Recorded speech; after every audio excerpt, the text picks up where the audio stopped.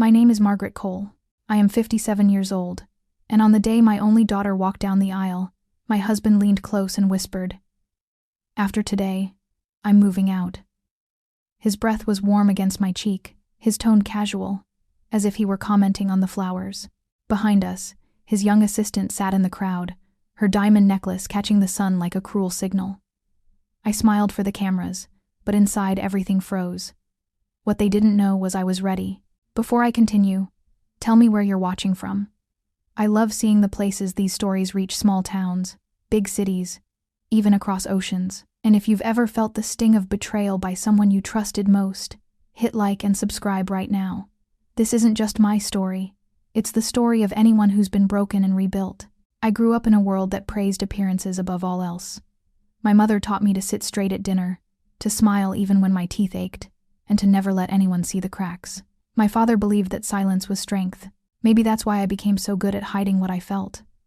By the time I met Richard Cole, I was an expert at swallowing pain. When I was 25, I was a rising star at an accounting firm in Charlotte. My colleagues called me the calculator in heels. I could catch a misplaced decimal from across the room. The senior partners said I had a future that could rival any of theirs, and in those early days, I believed them. I liked numbers more than people.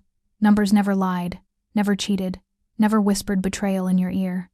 They lined up neatly if you treated them right. Then Richard walked into my office one humid afternoon, smelling of expensive cologne and promise. He wasn't my client, not officially, but he lingered by my desk, flashing that movie star smile that seemed carved for closing deals. He was ambitious, magnetic, the kind of man who could convince a room to follow him just by raising his glass. I told myself I was immune, but I wasn't. 6 months later, I was married. Everyone called it a fairy tale. "Margaret, you're so lucky," friends gushed at the reception. I smiled and nodded, convincing myself they were right. Lucky women didn't have to prove contracts until midnight. Lucky women got to wear pearls instead of pantyhose in boardrooms. Lucky women got to raise children in sprawling antebellum homes with white columns and sweeping lawns. I thought I had won. For a time, it felt true. Richard launched Harbor Point Development, shaking hands with bankers and politicians while I managed the back end. I drafted budgets, found tax loopholes, established trusts, and filed mountains of paperwork no one ever saw. He got the credit, but I didn't mind, or I told myself I didn't. After all, I had chosen this. I had given up my CPA license to be his partner, to be his wife. Years turned into decades. Emily was born, and I poured myself into raising her, into building a family I thought would last forever. Our home overlooked Charleston Harbor, magnolia trees arching over the garden where we'd later host fundraisers and weddings. I learned how to smile on cue, how to be gracious when Richard's voice filled a room. Behind closed doors, I balanced accounts, making sure the empire never tipped, but there were cracks, even then. I remember one Christmas Emily was about 10. She wanted a bike, a pink one with streamers on the handles. I spent weeks looking for the perfect model, finally finding it in a small shop off King Street. On Christmas morning, her eyes lit up when she saw it. But then Richard swept in with his surprise, a miniature horse he had purchased without telling me. The bike was forgotten within minutes, left leaning against the tree while Emily squealed over the pony. Everyone laughed. Everyone applauded Richard's generosity. I stood there with wrapping paper at my feet, my gift invisible. I swallowed it. But it carved deeper than I thought. I didn't know it then, but Richard's pattern had already begun me doing the work in the shadows, him dazzling the crowd. He couldn't just let me shine. He had to outdo me, every single time. Years later, when Emily got engaged, I should have recognized the shift immediately. Richard became restless, distracted. At dinner, he would stare at his phone, muttering about industry reports. I would catch the reflection of text bubbles in his wine glass. He claimed late meetings, urgent projects. He bought new suits, sharper and slimmer than the ones I'd picked for him. He dyed his hair to chase away the gray. I told myself it was vanity, midlife crisis. But deep down, I knew. The first real clue came in the form of a bank statement. I was reviewing our joint account, as I always did, when I noticed charges at a boutique that sold women's clothing tiny sizes, far smaller than mine. I brushed it off at first, maybe a gift for Emily. But then there were dinners, hotel rooms, spa treatments. That was when Laura Bennett, our financial advisor, made the slip. She mentioned, The new portfolio Richard had opened, assuming I knew. Her voice faltered when I asked for clarification. Realizing too late she'd revealed more than she should, I hung up the phone that day with my chest hollow and my hands trembling. It wasn't just suspicion anymore. It was proof. Still, I kept silent. I kept smiling, at least on the surface. Because that's what Charleston society women do. We smile. We hold our pearls. We don't scream in public, no matter how much we want to. But privately, I began to prepare. It was Olivia Harper who became my lifeline. She was a private investigator now, but she'd once been a cop who clashed with Richard during a zoning scandal years ago. She carried a grudge and a camera with equal precision. I handed her an envelope thick with retainer cash, and she promised discretion. "If he's cheating, I'll know within a week," she told me, flicking her cigarette ash into the breeze. And she did. Photos arrived in a plain manila folder. Richard at a restaurant, leaning close to Madison Clark, his hand brushing hers across the table. Another at the condo entrance downtown. Richard holding the door open while Madison carried a shopping bag. One grainy shot of them kissing in his car, the glow of the dashboard lighting his face. When I flipped through them, something inside me went still. Not shattered, not screaming. Still, like water turning to ice. But I didn't confront him. Not yet. Because what Richard didn't know was that I'd been weaving a web for years, structuring trusts and legal protections that he'd never cared to understand. He thought I was just the wife who paid bills. He never realized I was the architect of the empire's foundation, and I was about to use that ignorance as a weapon. The weeks that followed felt like living in two parallel worlds.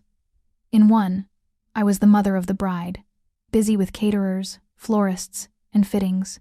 In the other, I was a strategist, piecing together evidence of betrayal and quietly fortifying my defenses.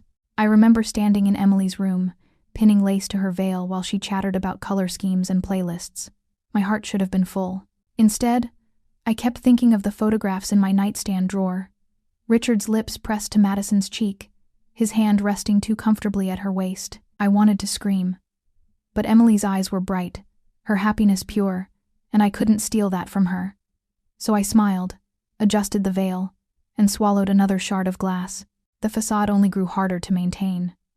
Richard became reckless, bold in ways that shocked even me. He spoke Madison's name less and less around me, calling her only my assistant. But I'd catch his phone lighting up at midnight, her name hidden behind a number I recognized from the second cell phone bill I'd unearthed. He started arriving home late, smelling faintly of perfume I didn't wear.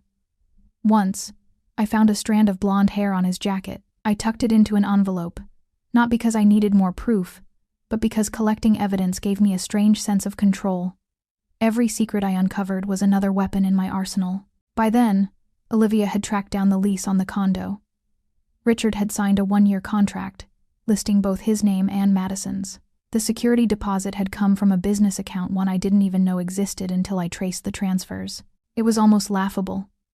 He thought he was clever, siphoning money from our joint assets, but the timing betrayed him. Months before, I had quietly moved most of those accounts into irrevocable trusts, leaving him draining pools that were already dry. He was robbing his own reflection.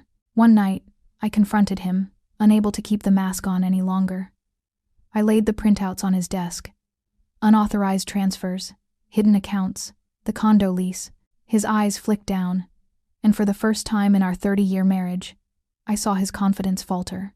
"Evelyn, these are just business moves." No, that was his old defense.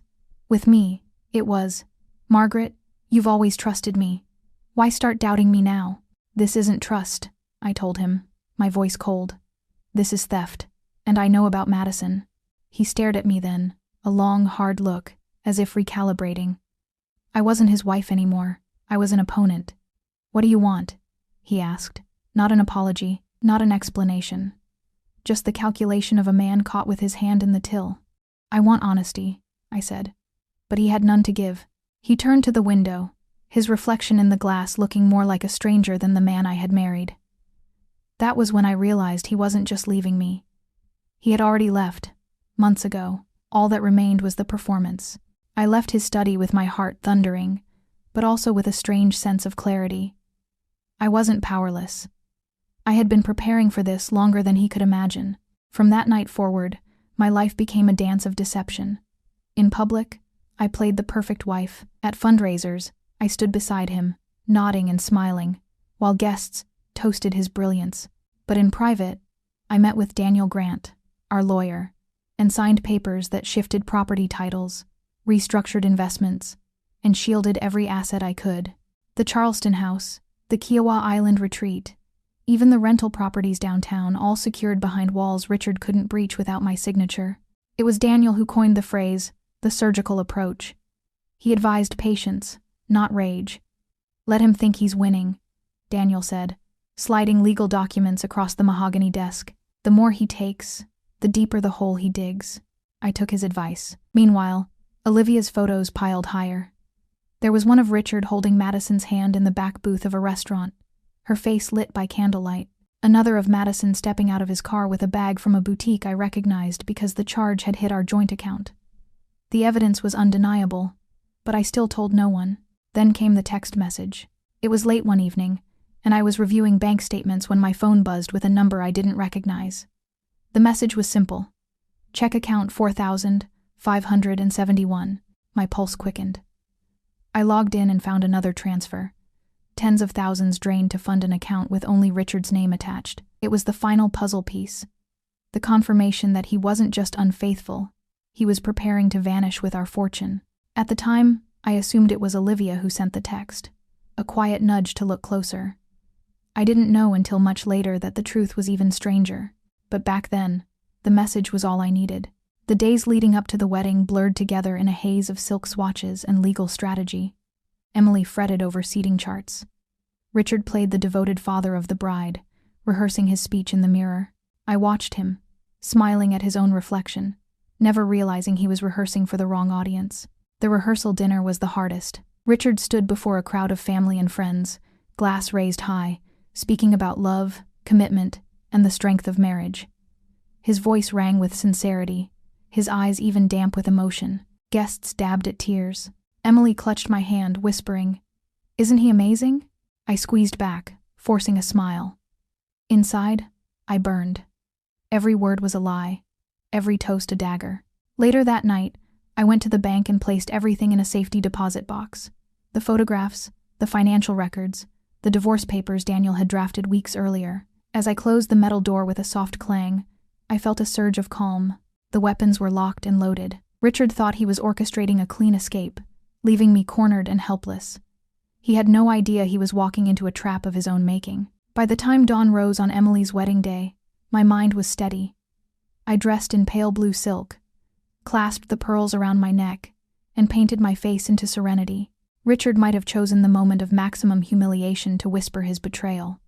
But I had chosen something far more devastating. I had chosen patience. I had chosen silence. And silence can be the sharpest blade of all. If the flashbacks were the groundwork, the months before the wedding were the cracks widening into chasms. Every day seemed to offer a fresh insult, a new confirmation that the man I had shared my life with was no longer mine. The first escalation was almost laughably small. I discovered a charge from a spa, $200 for a facial. It wasn't my spa. And it wasn't Emily's either. The receipt was signed with a flourish. I recognized Madison's. I imagined her lying there, cucumber slices on her eyes, while my money paid for her comfort. The image made my hands tremble so badly I had to put the statement down before I ripped it in half. Richard had never paid for my facials. Not once. I tucked the receipt into a folder marked Evidence and swallowed the bitterness like a pill too big to go down. A week later, Olivia handed me another photo. Richard and Madison again, this time in front of a boutique known for its cocktail dresses. Madison carried a glossy shopping bag, her smile wide, her hand looped casually through Richard's arm. He looked like a man in love, or at least a man convinced he was. I stared at the photo until the edges blurred. The dress probably cost more than Emily's wedding gown. That night, I heard Richard humming in the shower. He emerged in a new silk robe, whistling as if life couldn't be sweeter. I wanted to confront him, to scream, but instead, I asked him how work was. He gave me a bland answer and kissed my cheek. His lips were warm, but all I felt was ice. The third escalation came in the form of a phone call. Laura Bennett, the financial advisor, rang me one afternoon with an update on the accounts. I kept my voice neutral, but my pulse spiked when she slipped and said, Richard told me to transfer the dividend to his new fund 4,571, right? I froze. That number. It was the same account the anonymous text had warned me about. Laura must have realized her mistake, because her tone shifted quickly. Oh, I'm sure you already knew, but I hadn't. And Richard had made one more slip, dragging Laura into his web. I thanked her calmly and ended the call. Then I sat at my desk, staring at the screen, the digits burning into my mind. He wasn't just hiding money. He was constructing a new life, one where I had no place. And yet, to the world, he played the perfect husband. The rehearsal dinner was proof of that. The ballroom glowed with chandeliers, glasses clinked, and Richard commanded the room like a preacher at a revival. He spoke about marriage, about the sanctity of love, about raising Emily with pride. His voice cracked just enough to sound genuine. The crowd was spellbound, mistaking performance for truth. I clapped along with everyone else, my palms stinging with every beat. Emily leaned her head on my shoulder, whispering, "He's incredible, isn't he?" "Yes," I said, my throat tight. "Incredible." But when Richard sat down, I saw him check his phone under the tablecloth. A flash of a smile lit his face before he slipped it away. I didn't need to guess who had messaged him. Madison, waiting like a shadow on the edges of our celebration. That was when the rage began to shift. I wasn't just angry anymore. I was sharpening. Every lie, every insult, every staged display of love became another whetstone against my patience. The fifth escalation came later that night. After guests left and Emily had gone upstairs, I walked past Richard's study and saw the glow of his laptop. He was typing furiously, unaware of my presence. I slipped closer, silent in my slippers. On the screen, an email drafted to Madison. "Soon, after the wedding. Clean break." My breath caught, but I didn't make a sound. Instead, I stepped back into the hall, heart pounding, and walked away. I didn't need to read the rest. His words confirmed what I already knew. He intended to humiliate me at the moment of greatest vulnerability. I should have cried, but I didn't. Instead, I smiled a cold, sharp smile that felt foreign on my face, because every line he typed was another nail in his own coffin. By the time I slid into bed beside him that night, my decision was made. I would let him think he was in control. I would let him write his own downfall, line by line. And when the moment came, when he finally delivered the betrayal he had rehearsed for months, I would already have the counterstroke ready. The sixth escalation came not from Richard, but from Madison herself. It was at a charity luncheon hosted at the country club, the kind of event where every woman wore pearls and every man bragged about golf scores. Madison was there, of course, seated at Richard's table under the pretense of office representation. During a casual conversation about investment strategies, she said something that froze me. "We've been discussing moving part of the trust into equities," she chimed, her voice smooth, too assured. Trust. That word wasn't public. It wasn't on any presentation slides. It was the language I had used in confidential discussions with Richard, late at night, in the quiet of our study. The room spun for a moment, but I masked it with a sip of iced tea. She had access to my words. He had given them to her. That betrayal stung more deeply than any lipstick-stained collar or secret dinner. He wasn't just sharing his body, he was sharing my life's work, the strategies I had built to protect us. Later, as Madison laughed too loudly at one of Richard's jokes, I wrote it down in my mental ledger. He handed her my words. The seventh escalation arrived with a different flavor: social suffocation. Charleston is a city of whispers, where reputations are currency. Richard began dropping hints in conversations with friends, small comments that painted me as distracted or overly cautious. At one dinner party, he laughed and said, "Maggie still worries about every penny, even when I've got the millions covered." Everyone chuckled politely. I smiled, too, but inside I could feel the blade turning. He was softening the ground, preparing people for the idea that I was controlling, maybe even paranoid. And yet, behind closed doors, he continued funneling money out of reach. Olivia confirmed it.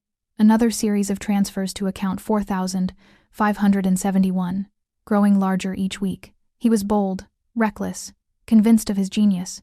The eighth escalation came on a rain-soaked evening, thunder cracking over the harbor.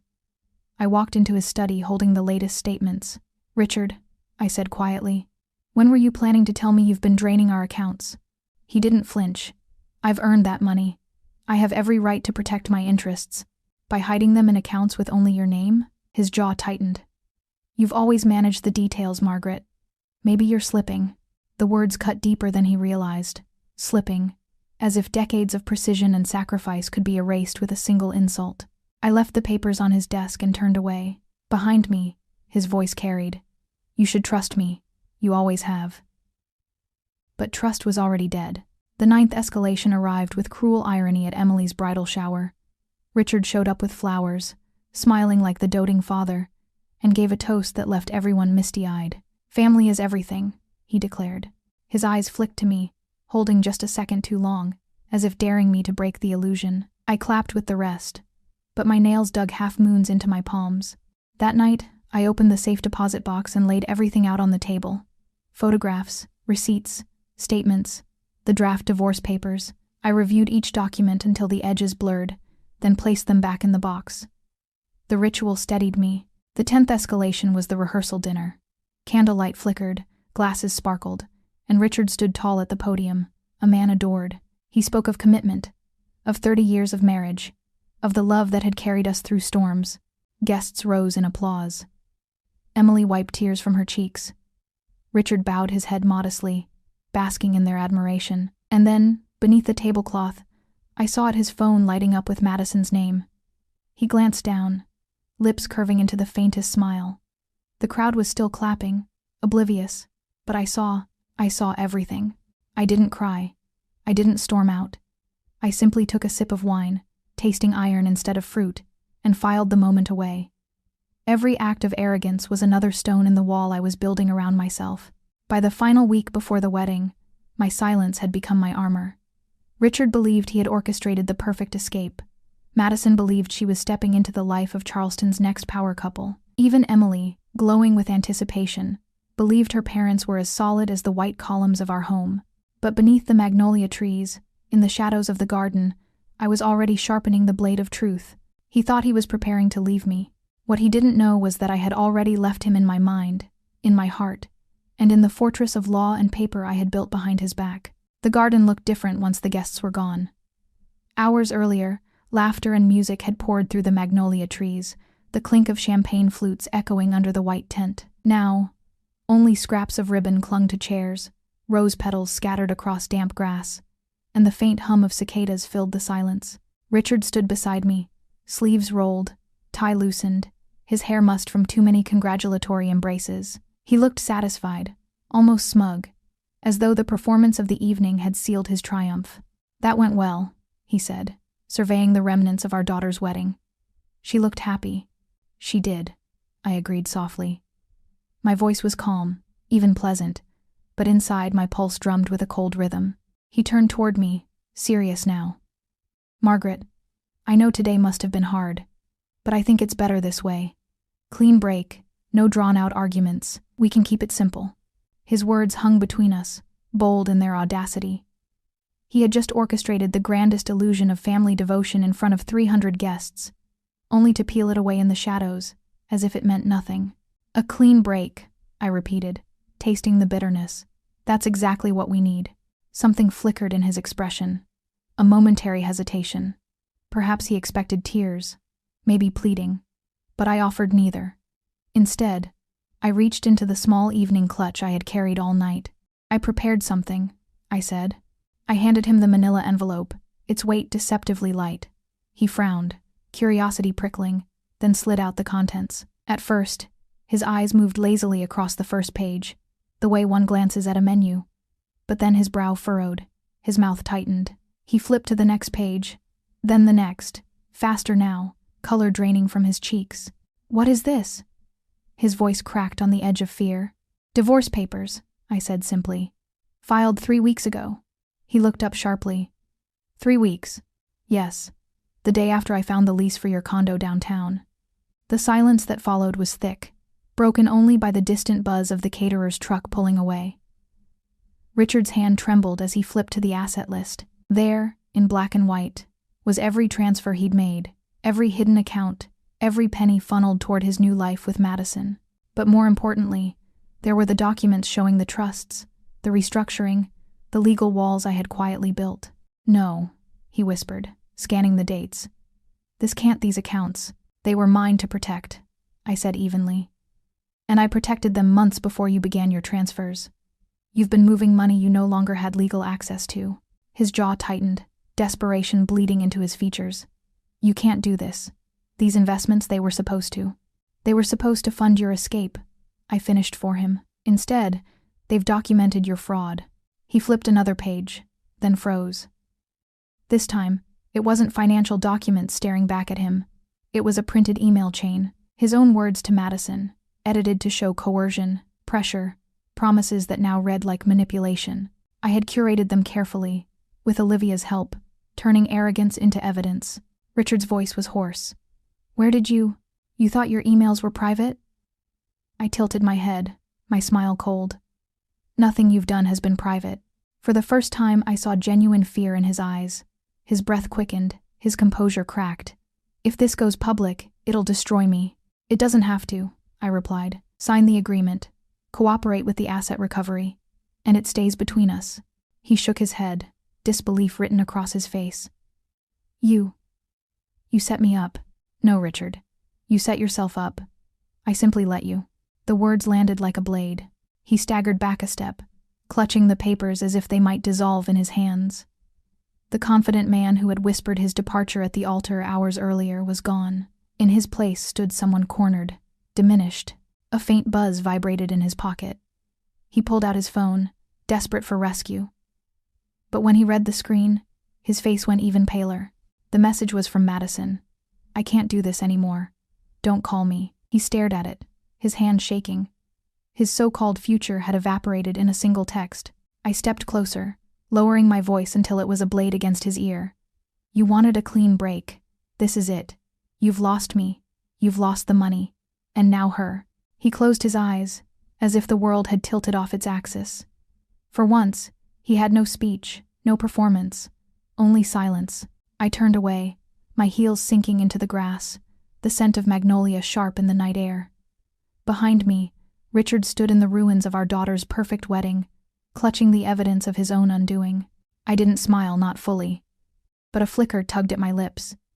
Not joy, not triumph. Something colder, the satisfaction of knowing I had outplayed him on the very stage he believed he owned. The cicadas hummed louder, as if marking the end of an era, and I walked back toward the house, leaving Richard in the garden to face the hollow echo of everything he'd destroyed. The morning after the wedding, Charleston's social circles buzzed with praise. The most elegant ceremony of the season, they called it. Photos flooded social media, Emily glowing in white, Richard and I standing arm in arm, the picture of devotion. No one knew that, hours later, my husband had been left shivering in a garden with divorce papers in his hands. On Monday morning, the fallout began. Richard tried to access his business accounts, only to find the passwords revoked. His corporate credit cards had been canceled overnight, the lines of credit frozen. He called his banker, then his lawyer. Each conversation ended with the same phrase, per court order. By the end of the week, word had spread that Harbor Point Development was in turmoil. Madison resigned quietly, her letter brief and cold. Olivia's dossier had done its work. Photographs and receipts passed through back channels, ensuring Madison's name would never be welcomed in Charleston's tight-knit business community again. I, meanwhile, maintained the mask. At Emily's post-wedding brunch, I sat at the head of the table, smiling as friends congratulated us. When someone asked where Richard was, I said lightly, tied up with business as usual. It wasn't a lie, not really. He was tied up only by his own mistakes. That night, I returned to the safety deposit box. I laid out the remaining files, flipping through the evidence one last time. Transfers, emails, photographs, statements all neat, precise, undeniable. My weapons, my shield. Richard thought his betrayal would crush me. He thought he could slip away with his reputation intact, his pockets full, his mistress on his arm. But he never understood that every lie, every insult, every whispered plan had only given me more leverage. As I locked the box, the steel door clanging shut, I felt the same clarity I'd felt in the garden. He had underestimated me. He always had. They thought they had destroyed me. But what Richard didn't know, what Madison couldn't imagine, was that they had just handed me the one weapon I needed, and I was only beginning to use it. If you've ever felt like the outsider in your own family, I know exactly what that feels like. Betrayal cuts deeper when it comes from the people who swore to stand beside you, but I also know this silence can become your sharpest weapon, and patience can be deadlier than rage. My story isn't just about loss. It's about reclaiming power when no one expects it. So if you've ever lived through something similar, subscribe.